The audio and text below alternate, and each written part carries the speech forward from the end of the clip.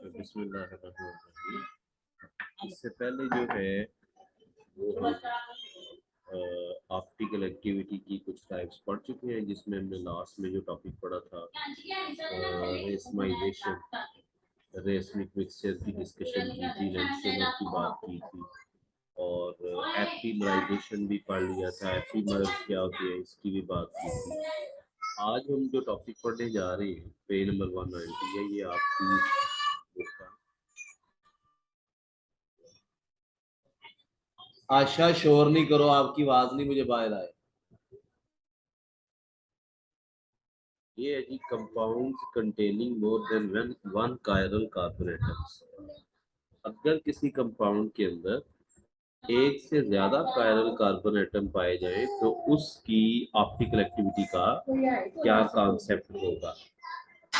तो पहले आगे नेक्स्ट पेज पे इसकी एग्जांपल्स आएंगी। कॉन्सेप्ट ये है,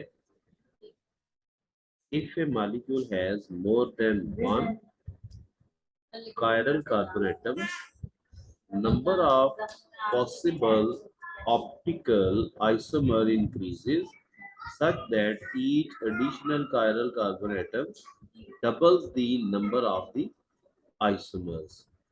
Therefore, total number of the optical isomers is 2n, where n is the chiral carbon atoms. कहते हैं एक मॉलिक्यूल के अंदर जितने ज्यादा कायरल कार्बन बढ़ते चले जाएंगे उसके ऑप्टिकल आइसोमर्स उतने ज्यादा बढ़ते चले जाएंगे। यानी इसका फार्मूला है 2n। n क्या है? Is the number of the chiral carbon atom. जितने ज्यादा कायरल कार्बन एटम होंगे उनकी तादाद को 2 का स्क्वायर के तौर पर यूज करें, उतने आइसोमर्स बन जाते हैं एक मॉलिक्यूल के। तो किसी भी ऑप्टिकल एक्टिव सब्सटेंस के मॉलिक्यूल के जो आइसोमर्स हैं वो कितने बन सकते हैं, ये डिपेंड करता है कि उसमें कायरल कार्बन कितनी है। अगर कायरल कार्बन एक ही है तो 2 का स्क्वायर 1 होगा, और 2 का स्क्वायर 1 आंसर क्या आता है 2। उसके दो ही ऑप्टिकल एक्टिव आइसोमर होंगे, दो एंटियोमर्स होंगे। लेकिन अगर उसमें दो ऑप्टिकल एक्टिव कार्बन हैं तो 2 पावर 2 बन जाएगा, तो ऑप्टिकल आइसोमर्स कितने हो जाएंगे 4। अब इसकी एग्जांपल नेक्स्ट पेज पे आ रही है, ये इधर उसमें लिखा हुआ है। Let us consider an example of trihydroxy butyraldehyde. कहते हैं इसमें दो कायरल कार्बन हैं और इस वजह से इसके अब आइसोमर्स बनेंगे 2 की स्क्वायर, ये 2 का स्क्वायर यानी कि 4 आइसोमर्स बनेंगे। ये देखिए ये मॉलिक्यूल है, इसका नाम है जी ट्राई हाइड्रोक्सी। इसे इसलिए ट्राई हाइड्रोक्सी कह रहे हैं, एक हाइड्रोक्सी ग्रुप ये है, एक ये है, एक ये है, ट्राई हाइड्रोक्सी। और 4 कार्बन है तो ब्यूटायर एल्डिहाइड, एल्डिहाइड फंक्शनल ग्रुप है ना इसमें, तो ट्राई हाइड्रोक्सी ब्यूटायर एल्डिहाइड इसे हम कहेंगे। अब ट्राई हाइड्रोक्सी ब्यूटायर एल्डिहाइड के अंदर ऑप्टिकल एक्टिव कार्बन यानी कि कायरल कार्बन कितनी बन रही है 2। कैसे 2 बन रही है, ये देखिए इस कार्बन को पहले ऑब्जर्व करें। इस कार्बन के ये हाइड्रोजन है, ये OH है, ये CHO है, तीनों डिफरेंट ग्रुप हो गए और ये पूरा ग्रुप एक ग्रुप के तौर पर एक्ट करेगा। ये इसका चौथा ग्रुप है। तो ये देखिए चारों डिफरेंट इस कार्बन के साथ ग्रुप्स लगे हुए हैं। अब क्या करते हैं, हम दूसरी कार्बन इसको देखते हैं। इसके साथ एक OH है, एक H है, एक CH2OH है और चौथा ग्रुप इसका ये पूरा ग्रुप होगा। इस तरह से इस मॉलिक्यूल के अंदर दो कायरल कार्बन बन जाती है, इसलिए हम कहते हैं ये ऐसा मॉलिक्यूल है जिसमें एक से ज्यादा कायरल कार्बन पाई जाती है। तो इस वजह से अगर आप इस मॉलिक्यूल की अरेंजमेंट सिर्फ एक कार्बन, इन दोनों कार्बन से चेंज करेंगे तो इसका जो मिरर रिफ्लेक्शन बनेगा, जिसे आप एनेंशियोमर कहते हैं, इसका मिरर रिफ्लेक्शन ये बनेगा। यानी ये दोनों एक दूसरे के एनेंशियोमर्स हैं। आप इसको शीशे के सामने रखें तो ये चीज बनेगी। ये दोनों एक दूसरे के मिरर रिफ्लेक्शंस हैं, non superimposable mirror reflections हैं। यानी ये दोनों एनेंशियोमर्स हैं और ये एनेंशियोमर्स के मिक्सचर को हम रेसमेट कहेंगे। This is racemate 1। अब इसी मॉलिक्यूल के अंदर तरतीब ऐसे चेंज करें कि ये OH इस साइड पे ले आए, ये वाला OH मसलन ये वाला OH आप इस साइड पे ले जाते हैं तो ये देखिए दोनों OH एक साइड पे हो गए, और इसका जो मिरर रिफ्लेक्शन है वो ये होगा कि दोनों OH जो है वो लेफ्ट साइड पे चले गए हैं, इसके दोनों OH राइट साइड पे हैं और इसके दोनों OH देखें लेफ्ट साइड पे हैं। तो ये दोनों एक दूसरे के मिरर रिफ्लेक्शन हो गए, ये दोनों एक दूसरे के एनेंटियोमर हो गए, और इस वजह से इन दोनों को मिक्स करने से इनका मिक्सचर जो बन जाएगा उसे हम कहेंगे रेसमेट 2। अब देखिए एक ही मॉलिक्यूल था ट्राई हाइड्रोक्सी ब्यूटाइलडिहाइड, जिसके कितने आइसोमर बन चुके हैं 4, क्योंकि उसमें ऑप्टिकल एक्टिव कायरल कार्बन 2 थी, तो कायरल कार्बन 2 थी तो उसके एनेंटियोमर्स यानी उसके ऑप्टिकल एक्टिव आइसोमर्स 4 बन गए। तो इस तरह से, लेकिन ये दोनों जो है ये एक रेसमेट बनाएंगे, ये 13 और 14, और 15 और 16 एक रेसमेट बनाएंगे। आप एक चीज ऑब्जर्व करें, यहाँ पे मैं एक बड़ी इंपॉर्टेंट डेफिनेशन बताने लगा हूँ। ये 14 15 का सुपर इम्पोजेबल मिरर रिफ्लेक्शन नहीं है, यानी कि 14 15 का एनेंशियोमर नहीं है। क्यों? क्योंकि इसके एक OH एक साइड पे है, दूसरा OH एक साइड पे है, जबकि इसके अंदर दोनों OH एक साइड पे चले गए हैं, तो ये दोनों एक दूसरे के एनेंशियोमर्स नहीं है। तो ऐसे आइसोमर्स, ऐसे ऑप्टिकल आइसोमर्स जो एक दूसरे के एनेंशियोमर्स नहीं होते, लेकिन वो बने तो सेम मॉलिक्यूल से, उनकी अरेंजमेंट चेंज हुई है, लेकिन वो एक दूसरे के एनेंशियोमर्स नहीं है। तो ऐसे आइसोमर जो एनेंशियोमर नहीं होते उन्हें डायास्टीरियोमर्स कहते हैं। कहते हैं such stereoisomers which are not enantiomers of each other are called diastereomers। तो आपने ये बात याद रखनी है कि ये जो मॉलिक्यूल है, ये वाला जो मॉलिक्यूल है, ये दोनों ये एक दूसरे के डायास्टीरियोमर्स हैं। आप इसको भी कह सकते हैं ये इसका भी डायास्टीरियोमर है, ठीक है। आप ये भी कह सकते हैं कि ये इसका डायास्टीरियोमर है, आप ये भी कह सकते हैं ये इसका डायास्टीरियोमर है। समझ आ गई है ना बात की?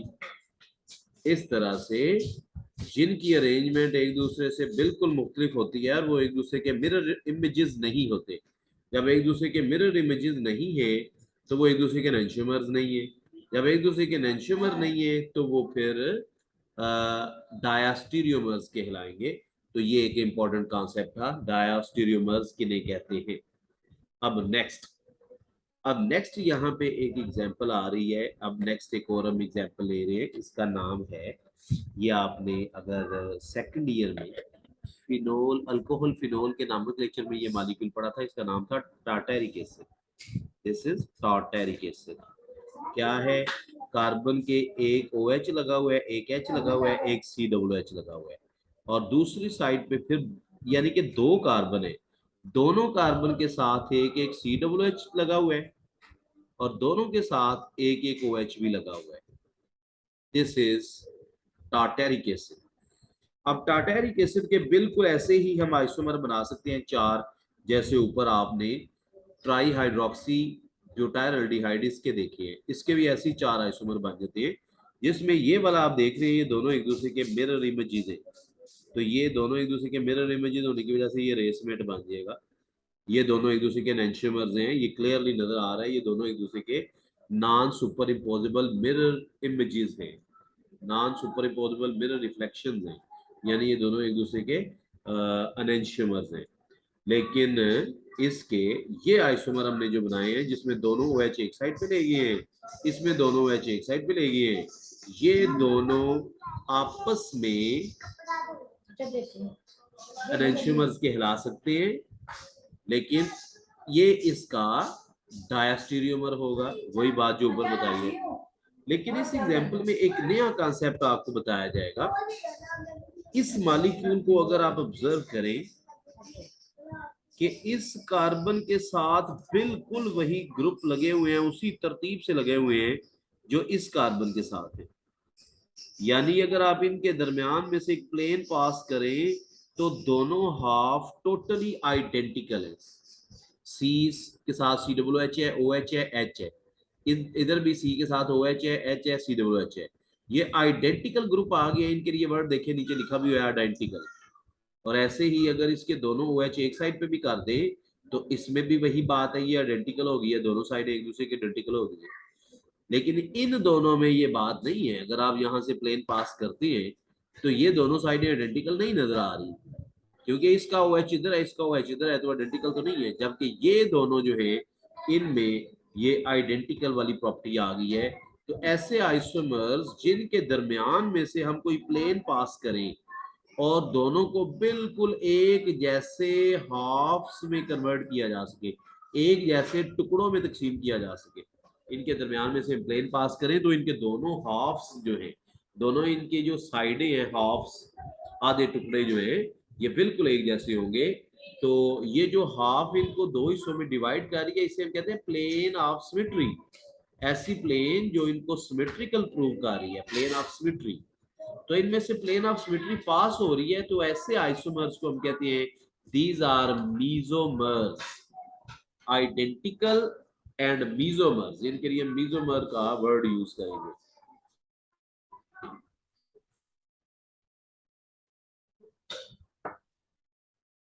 तो ये एक नया कॉन्सेप्ट आपने लर्न किया है कि मीजोमर्स क्या होते हैं। जिनमें से प्लेन ऑफ सिमेट्री पास होती है उन्हें मीजोमर्स कहते हैं। अच्छा, मीजोमर्स या मीजो आइसोमर्स भी नहीं कहते हैं। और एक एग्जांपल उसने मजीद दे दी है यहाँ पे। ये एक एग्जांपल दिया है try hydroxy glutaric acid. Glutaric acid होता है दो COOH वाला, दो COOH वाला और 5 कार्बन वाला, यानी कि 5 कार्बन वाला जो डाई कार्बोक्सिलिक एसिड है उसे ग्लूटारिक एसिड कहते हैं। यानी 1,5 पेंटेन डायोइक एसिड, इसे ग्लूटारिक एसिड कहा जाता है। लेकिन इस ग्लूटारिक एसिड में 3 OH एक्स्ट्रा लगे हुए हैं। ये OH आप देख रहे हैं एक्स्ट्रा लगे हुए हैं, इस वजह से इसे कहते हैं ट्राई हाइड्रोक्सी ग्लूटारिक एसिड। अब ये ट्राई हाइड्रोक्सी ग्लूटारिक एसिड जो है, इसके अंदर देखते हैं कितने आइसोमर्स, यानी कि कितने कार्बन जो है वो कायरल है, यानी कि कितने कार्बन ऐसे हैं जिनके साथ चारों लगे हुए ग्रुप नॉन आइडेंटिकल है, डिफरेंट ग्रुप है। इसको देखें, इस कार्बन को, पहली कार्बन को, इसके साथ देखें, ये तीनों ग्रुप डिफरेंट है और ये पूरा ग्रुप डिफरेंट, यानी कि चारों ग्रुप डिफरेंट हो गए। इसके साथ देखें, सेंटर वाली के साथ, इधर ये H है, OH है, लेकिन प्रॉब्लम आ गई, ये पूरा ग्रुप ऐसा ही है जैसा ये ग्रुप है। ये तो सेम हो गया ना। इसके साथ ये वाला ग्रुप और ये वाला ग्रुप ये सेम है। इसका मतलब है इस कार्बन को हम कायरल कार्बन नहीं कहेंगे। ठीक हो गया। अब ये बड़ी इंटरेस्टिंग बात है, इसी वजह से जब इसको कायरल कार्बन नहीं कहेंगे ना, हाँ ये देखिए, ये इसे ये कायरल है, OH H COOH, और ये पूरा ग्रुप इसका डिफरेंट है। ये वाली कार्बन कायरल होगी, मैं इनको डिफरेंट कलर देता हूँ जो कायरल है। ये वाली कार्बन कायरल होगी। पेंसिल किधर गई है?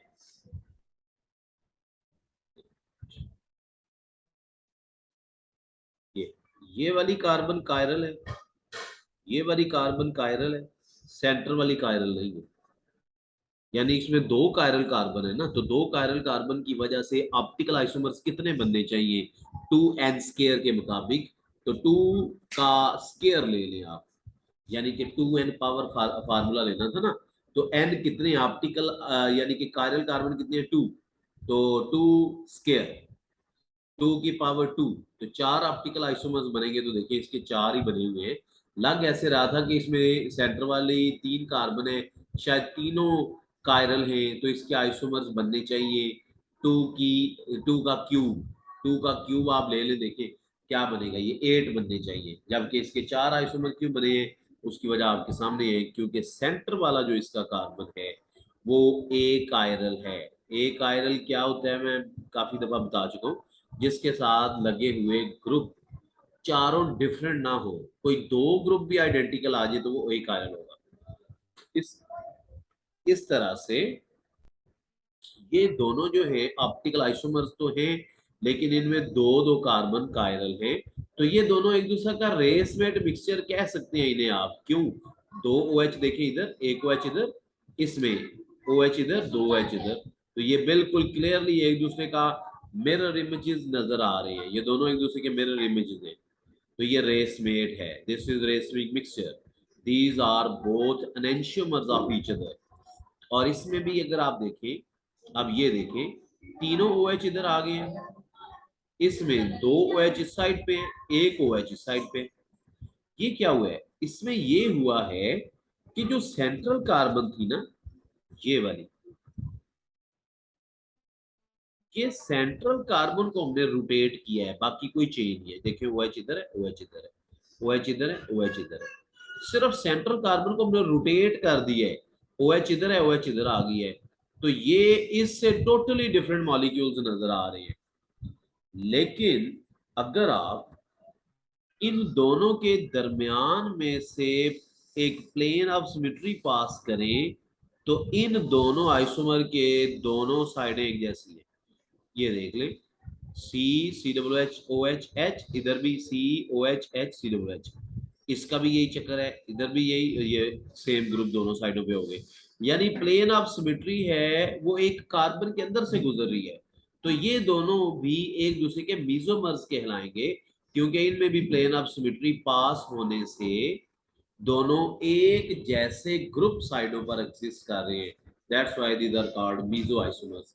तो ये एग्जांपल जो हमने पढ़ी है, ये भी मीजो आइसोमर्स का कॉन्सेप्ट स्टडी करने के लिए पढ़ी है।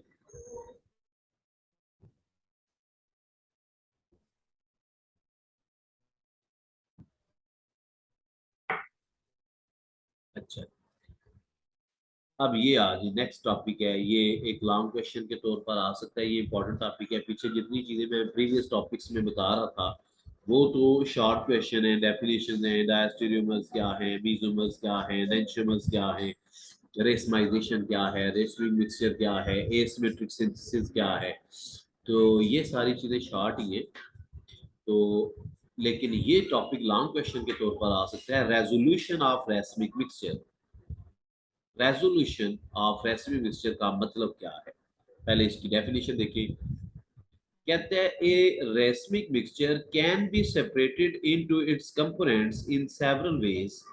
यानी डेफिनेशन ये है, एक रेसमिक मिक्सचर है, रेसमिक मिक्सचर वो होता है जिसमें दो एंजाइम्स होते हैं और दोनों इक्वल अमाउंट में होते हैं, वो रेसमिक मिक्सचर होता है। और अगर इक्वल अमाउंट में ना हो तो उसे हम एसिमेट्रिक सिंथेसिस कहते हैं।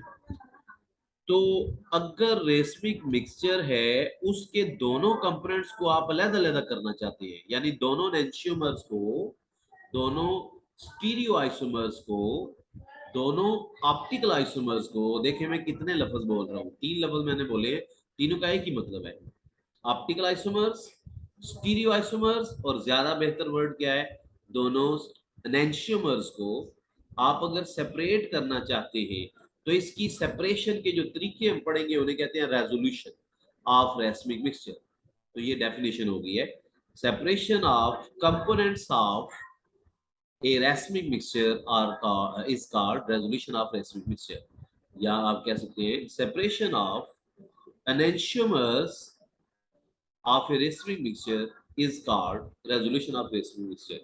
अब इसके तरीके देखते हैं, इसके तकरीबन 4-5 तरीके हैं। पहला तरीका है, एक रेसमिक मिक्सचर है, उसके एनेंशियोमर्स को हम अलग-अलग करना चाहते हैं, तो पहला तरीका है कैसे अलग करें, कन्वर्जन इनटू डायस्टीरियोमर्स, इनको डायस्टीरियोमर बना के अलग-अलग कर दें।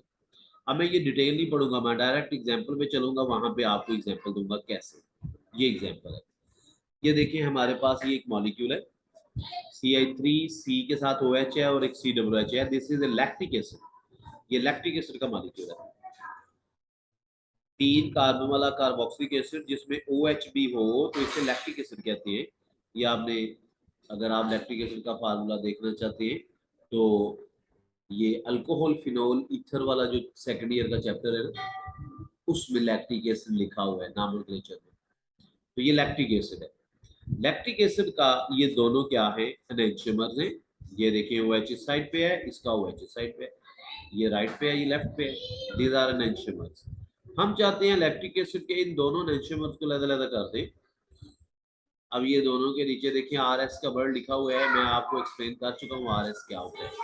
ये नॉमेनक्लेचर के लिए हमने पढ़ा था ना, R and S nomenclature, rectus and sinister nomenclature हमने पढ़ा था। तो ये दोनों एंशियोमर्स हैं, इन दोनों को हमने सेपरेट करना है, दोनों को अलग-अलग करना है, दोनों को मिक्सचर में से अलग-अलग करके सेपरेट करके रखना है। तो इसका तरीका क्या है जी, इसको हम क्या करेंगे, डायास्टीरियोमर में कन्वर्ट करेंगे। तो वो कैसे करेंगे, हम इन दोनों को रिएक्ट करवा रहे हैं एक मॉलिक्यूल से जिसका नाम है ब्रूसीन। ब्रूसीन इज ए मॉलिक्यूल जो खुद ऑप्टिकल एक्टिव मॉलिक्यूल है ब्रूसीन। अभी मेरे ज़हन में बिल्कुल क्लियर नहीं है ब्रूसीन क्या चीज़ है, मेरा ख्याल है कोई प्रोटीन है, लेकिन मुझे श्योर नहीं, आप गूगल से देख सकते हैं। ब्रूसीन ज़रूर देख लीजिएगा, ये एक्स्ट्रा इन्फॉर्मेशन आपके पास होनी चाहिए, काम आएगी आपके ब्रूसीन। नहीं तो मैं आपको बता दूंगा नेक्स्ट लेक्चर में, अभी मेरा मोबाइल मेरे पास नहीं है। तो ब्रूसीन के साथ रिएक्ट करवाते हैं, और ब्रूसीन क्या है, ये एक ऑप्टिकल एक्टिव मॉलिक्यूल है, ऑप्टिकल एक्टिव सब्सटेंस है कोई। 99% ये चांस है कि ये प्रोटीन है ब्रूसीन, या अमाइनो एसिड है ये कोई। तो इसको ब्रूसीन को रिएक्ट करवा रहे हैं आर एस यानी कि दो एंशियोमर से। अब ब्रूसीन क्या करता है, ब्रूसीन एक बेस के तौर पर एक्ट करते हुए कार्बोक्सिलिक एसिड के हाइड्रोजन रिप्लेस कर देता है। जाहिर है जो चीज हाइड्रोजन रिप्लेस करे उसे बेस कहते हैं। तो ये ब्रूसीन COOH के साथ यहाँ पर अटैच हो गया, H लैदा हो गया साइड पे, और R यानी कि R वाले के साथ भी ब्रूसीन लग गया COOH ग्रुप के साथ, और S वाले के साथ भी COOH के साथ, COOH की हाइड्रोजन रिप्लेस करके यहाँ पर ब्रूसीन लग गया। अब ये देखिए, ये RS और ये है SS, ये अब दो डिफरेंट मॉलिक्यूल्स बन चुके हैं, RSSS। ये क्या बन चुके हैं, डायस्टीरियोमर्स। अब ये एंशियोमर्स नहीं रहे एक दूसरे के, अब ये एक दूसरे के डायस्टीरियोमर्स हो चुके हैं। ठीक है, हमने एंशियोमर्स को डायस्टीरियोमर में कन्वर्ट कर दिया। क्या कैसे किया है, क्योंकि एक जगह पे एक कार्बन पे अरेंजमेंट हमने चेंज कर दी है, एक कार्बन पे अरेंजमेंट हमने चेंज कर दी है। COOH के साथ जो ब्रूसीन लगा हुआ है, तो तरतीब RS हो गई है, उसकी SS हो गई है। तो these are not enantiomers, these are diastereomer. Diastereomer मैं आपको पहले बता चुका हूँ क्या होता है। अब ये जो डायस्टीरियोमर्स हमने बना लिए हैं ब्रूसीन के साथ, इनको रिएक्ट करवा के अब क्या करते हैं, ये बड़ा काम का कॉन्सेप्ट यहाँ पे बता रहा है कि डायस्टीरियोमर की फिजिकल प्रॉपर्टीज एक दूसरे से डिफरेंट होती हैं। यानी इन दोनों को आप फ्रैक्शनल क्रिस्टलाइजेशन करके, ये आप अपनी बुक से देखिएगा, क्लियर लिखा होगा, ये वर्ड है फ्रैक्शनल क्रिस्टलाइजेशन।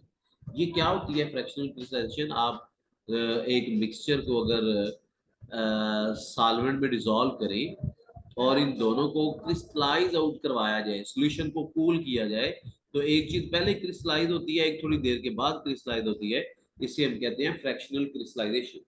तो फ्रैक्शनल क्रिस्टलाइजेशन की मदद से हम दोनों डायस्टीरियोमर्स को अलग-अलग कर सकते हैं, क्योंकि दोनों की क्रिस्टलाइजेशन होने की टाइमिंग डिफरेंट है। एक पहले क्रिस्टलाइज आउट होगा, उसको फिल्टर करके निकाल लेंगे, दूसरा थोड़ी देर बाद क्रिस्टलाइज आउट होगा, डिफरेंट टेम्परेचर पे उसकी क्रिस्टल बनेगी, उसको बाद में अलग कर लेंगे। इस तरह दोनों डायस्टीरियोमर अलग-अलग हो गए हैं। अब हमने क्या करना है, डायस्टीरियोमर अलग-अलग तो हो गए हैं, लेकिन हमें तो एनेंशियोमर चाहिए थे। अब हम ब्रूसीन को यहाँ से उतार देंगे, इस तरह से RS एनेंशियोमर्स जो हैं दोनों अलग-अलग हो जाएंगे।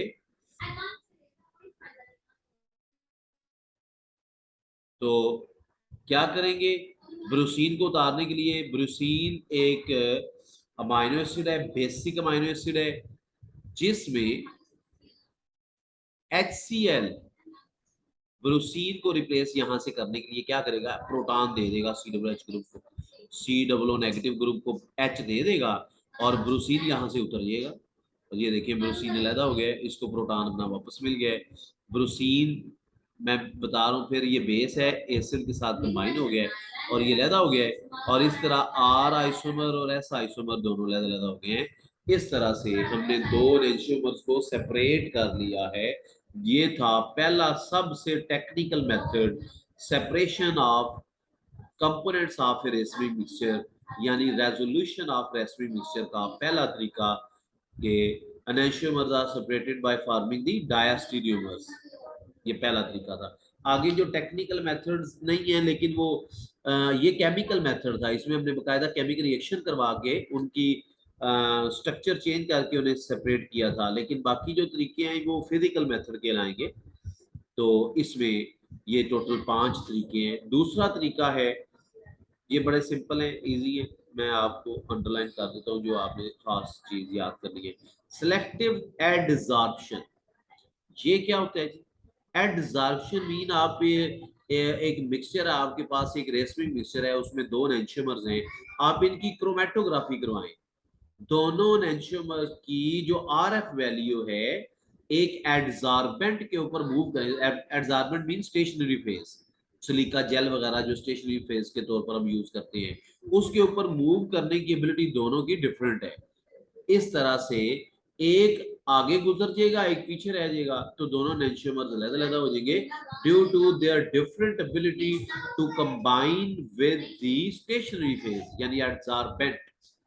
तो कहते हैं optically active substances of limited solubility such as starch sometimes act as the selective adsorbents lowered a mixture of enantiomers toward a mixture of enantiomers in stable suitable solvent.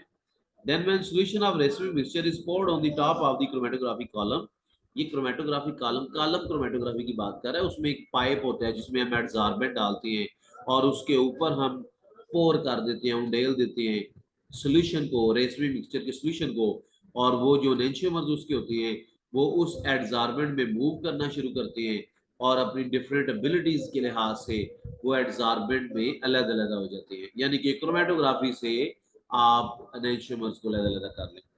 दूसरा तरीका है बायोकेमिकल प्रोसेस। ये क्या है? Biochemical process ये है, कहते हैं certain bacteria or moulds of the chiral nature. Mould I think algae को कहते हैं, बैक्टीरिया आपको पता है।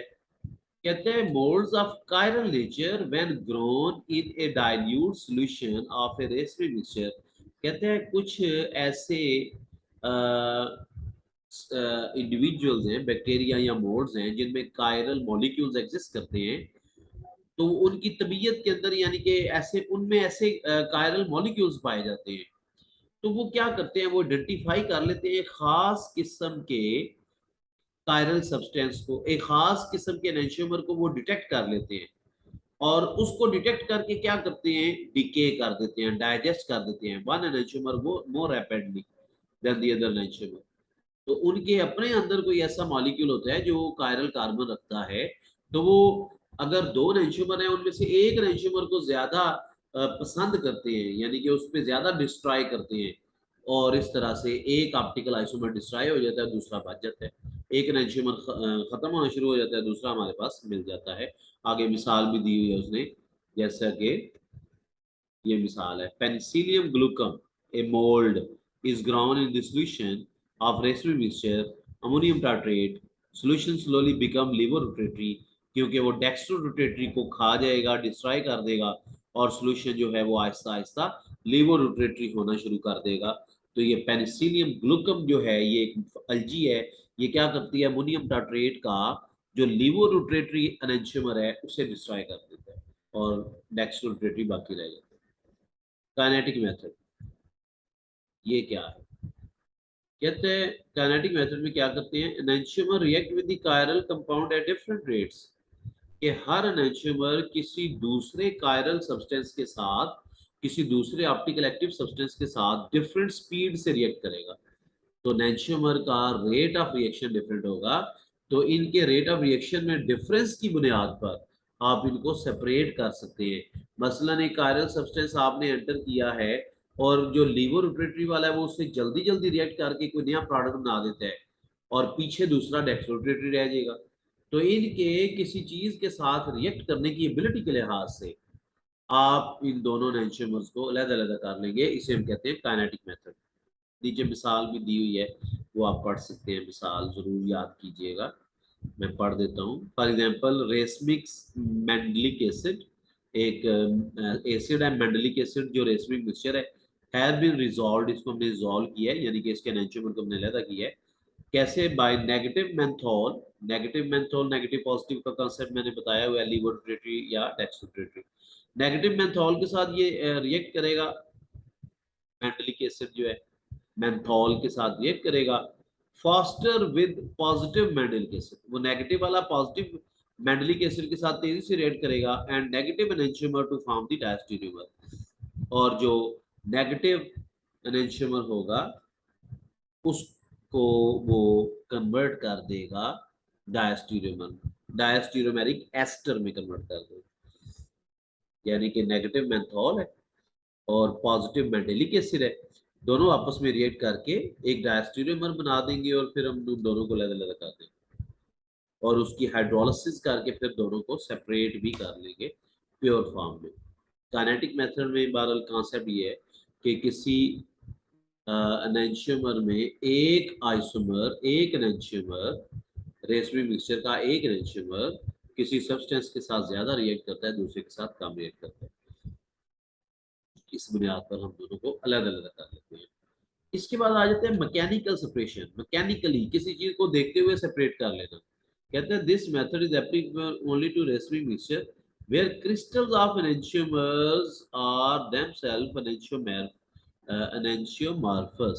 यानी कि जो हमारे पास रेशमी मिक्सचर है उसके जो एनेंशियोमर्स हैं उनकी जो क्रिस्टल्स बनती है, दोनों की क्रिस्टल्स में भी फर्क पाया जाए तो हम एक लेंस की मदद से देखते हुए और एक ट्विजर, बारीक सी चिमटी होती है ट्विजर, इधर ट्विजर का वर्ड लिखा हुआ है ट्विजर, ये ट्विजर की मदद से, लेंस की मदद से देखते हुए हम उसके ऊपर से ऐसे देखते हुए एक क्रिस्टल लहदा कर लेंगे, दूसरी लहदा कर लेंगे, क्योंकि दोनों एनेंशियोमर्स की क्रिस्टल की शेप डिफरेंट होगी। इसे कहते हैं मैकेनिकल मेथड। तो ये था हमारा टॉपिक रेजोल्यूशन ऑफ रेशमी मिक्सचर। इसमें 5 स्टेप्स आपने पढ़े। आगे चलते हैं कायरलिटी या एसिमेट्रिक। एसिमेट्रिकल क्या होता है, कायरल क्या होता है, ये बातें मैं पहले बता चुका हूँ आपको, लेकिन इधर एक कॉन्सेप्ट आ रहा है प्लेन ऑफ सिमेट्री क्या होता है। तो 2-3 प्लेन ऑफ सिमेट्री की बात की गई है, वो बात देख लेते हैं। प्लेन ऑफ सिमेट्री क्या है, इसकी डेफिनेशन आप करें। कहते हैं it is imaginary plane that bisect a molecule in such a way that two half of a molecule are mirror reflection of each other. कहते हैं ऐसी प्लेन, इमेजिन फर्जी प्लेन जो किसी मॉलिक्यूल को ऐसे दो हिस्सों में डिवाइड करे कि उसके दोनों हिस्से एक दूसरे के मिरर इमेजेस हो, मिरर रिफ्लेक्शंस हो।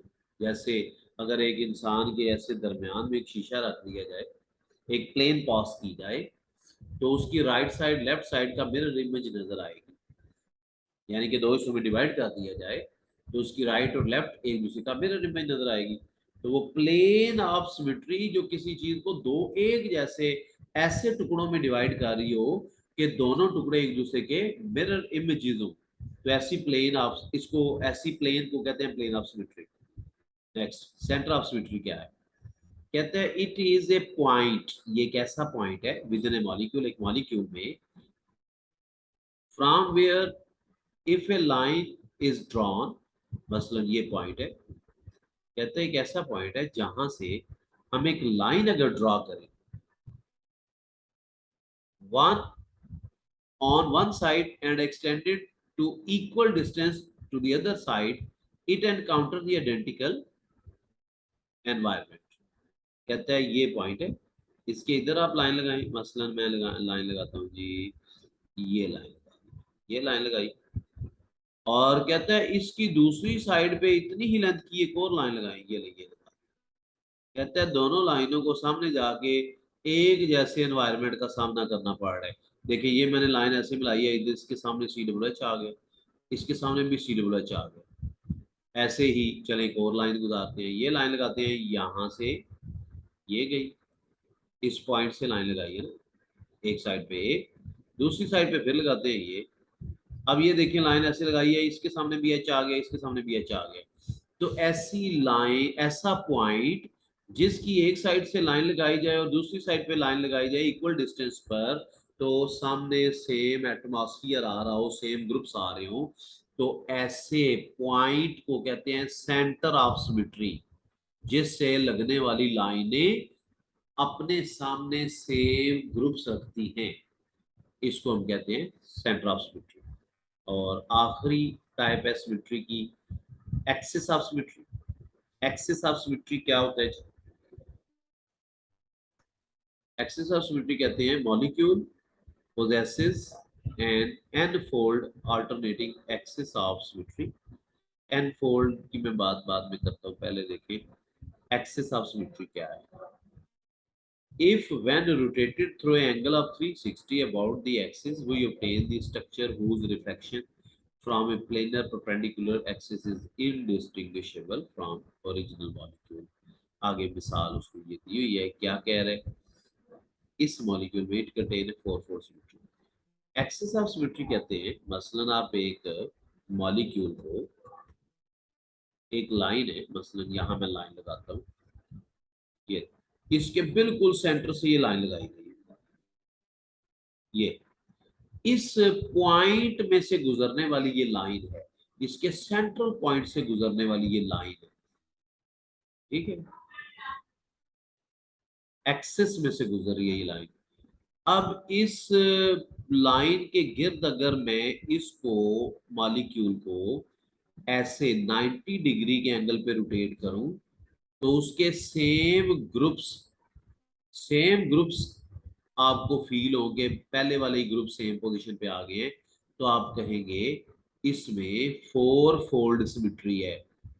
क्योंकि कितने के एंगल पे आपने रोटेट किया है? 90 के। 90 कैसे आता है? 360 को 4 पे डिवाइड करके 90 आ जाता है, इसको आप कहेंगे 4 फोल्ड सिमेट्री है। और अगर 360 पे रोटेट होके सेम ग्रुप्स आमने आपके सामने आ जाती है, तो इसमें 1 फोल्ड सिमेट्री है, क्योंकि 360 डिवाइडेड बाय 1। तो ये एक्सिस ऑफ सिमेट्री क्या होता है कि आप एक मॉलिक्यूल को एक एक्सिस पे रोटेट करें डिफरेंट एंगल्स पर, 90 के एंगल, 180 के एंगल, 360 के एंगल। अगर 90 के एंगल पे रोटेट होने से सेम ग्रुप आ रहे हैं, फोल्ड सिमेट्री है। अगर 180 के एंगल पे आ रहे हैं, 2 फोल्ड सिमेट्री है। 270 पे आ रहे हैं, 3 फोल्ड सिमेट्री है, ठीक है। सॉरी, अगर 180 पे आ रहे हैं तो वो 3 फोल्ड है, और अगर आ रहे हैं 270 पे तो वो 2 फोल्ड है, और अगर वो आ रही है 360 पे तो वो 1 फोल्ड सिमेट्री। तो ये चीजें यहाँ पे लिखी हुई है, ये देखिए,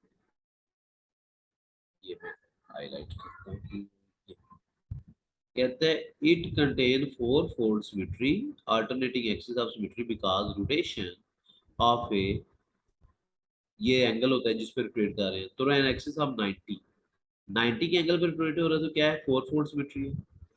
ऐसे ही बाकी उसने बात ही एक ही की है, मैंने तो सारे बता दिए। अगर आप इसको 90 के बाद 180 पे रोटेट कर, सॉरी 90 360 में आप इसे 3 पे डिवाइड करें, 360 को 3 पे डिवाइड करें तो देखिए क्या आएगा? 120। नहीं, 120 के एंगल नहीं है। 360 के बाद 360 को 4 पे डिवाइड करें तो ये बन गया 4 फोल्ड सिमेट्री।